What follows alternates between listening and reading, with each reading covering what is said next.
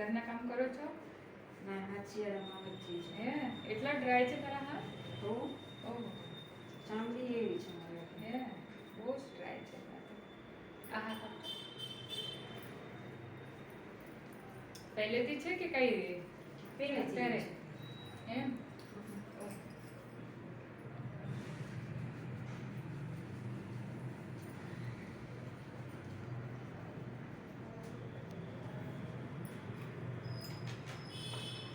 એટલે પગની એડી ફાટેલી છે. હે એટલે બહુ જ ડ્રાય છે સ્કિન ને. પહેલેથી કઈ દવા નહીં કરી તારે? નાની હતી ત્યાં લીધી હતી મારા મમ્મીએ. હા હા આ હું પાતળી હતી હાવ. હા હા પછી સર વહેલું તો આટલું બધું